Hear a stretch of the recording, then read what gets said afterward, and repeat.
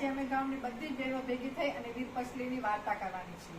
આ દોરાની 8 ગાંઠ બાંધવાની અને આ દોરાને આપણે પીળા પેસ્ટ એટલે કે હળદરવાળા પાણીમાં ડીપ કરી અને પછી બધી બહેનો આપણે આ કલાઈ પર બાંધવાની અને પછી સાંજે આ દોરાને આપણે ત્યાં કંડાના ઝાડ ઉપર બાંધવા જવાનું અને સાંજે બધી જ બહેનો ભેગી થઈ ગામની અને વીરપસલીની રાસ રમશું। કૃષ્ણ ભગવાનના રાસ બધી બહેનો ભેગી થઈને રમશું। આ ભાઈ અને બહેનો આ પવિત્ર પ્રેમ માટેનો આ તહેવાર છે વીરપસલી। અને હવે વાર્તા ચાલુ હવે અમે બધી જ બહેનો ભેગી થઈને વાર્તા કરશું। શ્રાવણ માસના પહેલા રવિવારથી આ વ્રતનો પ્રારંભ થાય છે અને બીજા રવિવારે પૂરું થાય છે। આ દિવસે બહેન ભાઈને ઘેર જમવા જાય છે અને બહેન જમાડીને ભાઈને યથાશક્તિ ભેટ આપે છે। આ વ્રત ભાઈના કલ્યાણ માટે તેના દીર્ઘાયુ માટે કરવામાં આવે છે। એક ગામમાં એક કણવી રહેતો હતો। તેની 7 દીકરા અને 1 દીકરી હતા। 7 ભાઈઓ અને બહેન પરણેલા હતા, પરંતુ બહેનના સાસરિયા એવા ખરાબ નીકળ્યા કે બહેનને તેડવા જ ન આવે। બહેન પરણીને સાસરે ગઈ, પછી પિયર રહેવા આવી કે પછી સાસરે જવા જ પામી। એને પરાણે પિયરે રહી સુખ દુઃખમાં દિવસો પસાર કરવા પડે છે। કણબીનો સૌથી નાનો દીકરો ખૂબ જ ભોળો અને ભલો હતો, જ્યારે બાકીના 6 ભાઈઓ ખૂબ જ કપટી હતા। તેઓ ખૂબ કમાઈને ધનવાન બની ગયા, એટલે અભિમાની બની જુદા રહેવા લાગ્યા। નાના ભાઈ સાથે ડોસા ડોસી, બહેન અને તેના સ્ત્રી બાળકો બધા ભેગા રહે। ખાનારા જાજા અને કમાનારો એકલો। તે ખૂબ જ પરિશ્રમ કરે ત્યારે મન પેટ પૂરતું ખાવા મળે, એટલે તે બિચારો નિર્દય જ રહ્યો। બહેને નાના ભાઈ ઉપર ખૂબ જ દયા આવતી। તેને થયું કે લાવ મારા ભાઈને ટેકો કરું। એમ વિચારી તે 6 ભાઈઓ પાસે કામ માંગવા ગઈ, ત્યારે અભિમાની છકી ગયેલી તેની ભાભીએ કહ્યું, નણંદબા, અમારે ત્યાં બીજું કોઈ કામ નથી, પણ અમારા 6 ઘરના ઢોર ચારવા જાવ તો બપોરનું એકટાણું વધ્યું ઘટ્યું ખાવા માટે આપીશું। બિચારી બહેને તો કામ જોઈતું હતું, આથી તેણે ઢોર ચારવાનું કામ પણ સ્વીકારી લીધું। બહેન તો 6 ભાઈઓને નિયમિત રીતે ઢોર ચરાવવા જાય અને વધ્યું ઘટ્યું ખાઈને દિવસો પસાર કરવા લાગી। એક દિવસ બહેન ઢોર ચરાવવા જતી હતી, ત્યાં નદી કાંઠે સરખી છોકરીઓ નાચતી ધોતી જોઈ એટલે પૂછ્યું, બહેનો, તમે આ શું કરો છો? છોકરીઓ બોલી, આજે વીરપસલી છે એટલે વીરપસલીના દોરા લઈએ છીએ। દોરા લેવાથી 100 લાભ થાય, 12 માસ ભાઈને સુખ મળે। બહેન બોલી, મારે વીરપસલીનું વ્રત લેવું છે, પણ એ વ્રત સી રીતે થાય તે મને શીખવાડો।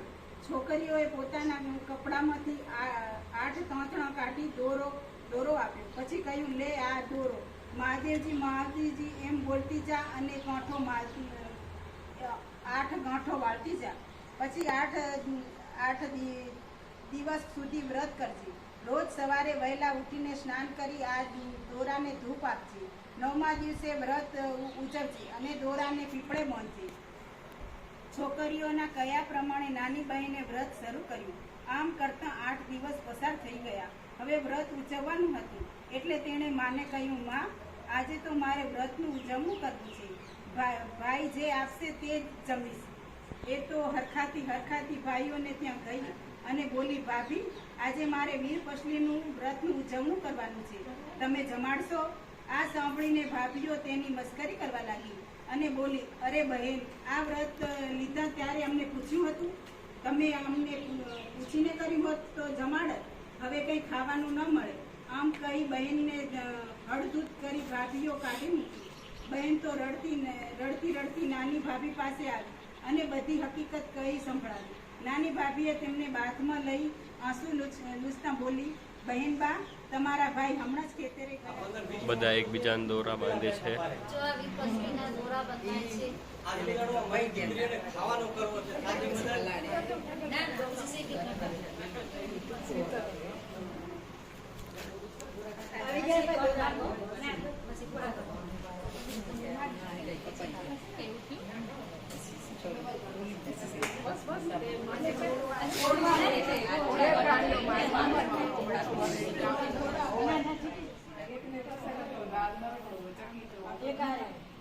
इसी तो बनाया नहीं था एक के नहीं खाया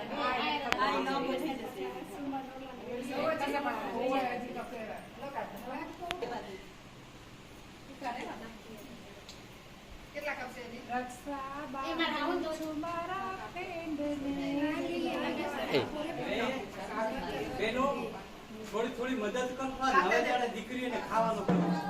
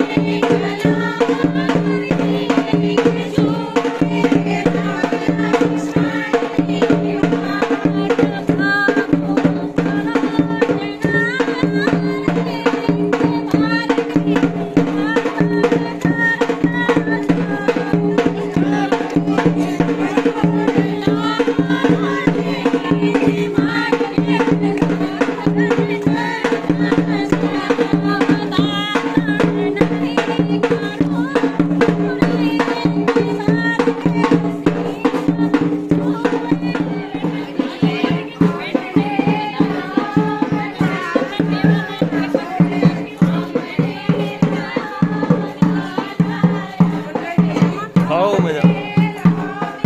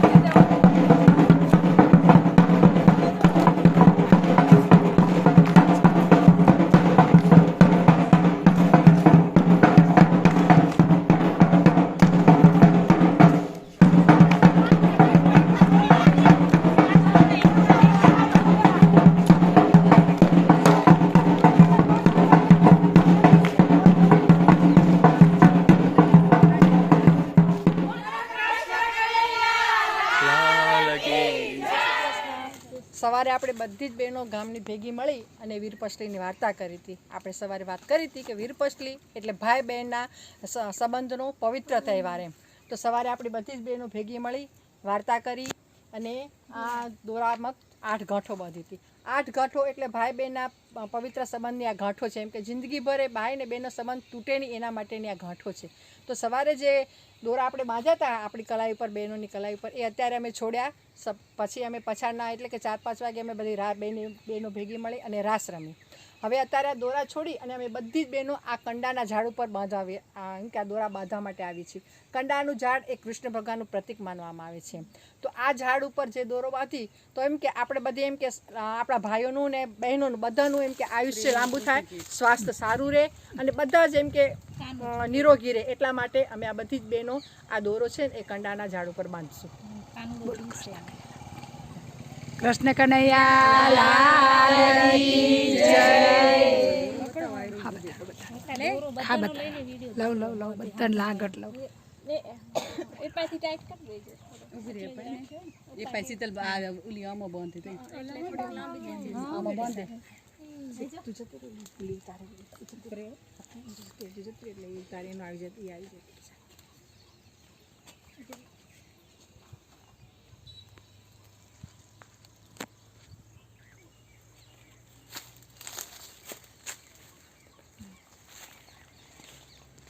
કી બાદ જશો? હવે બાંધે પાય હરસી કંડાઈ ઝાડુ ઓલા બધે ગાંઠમાં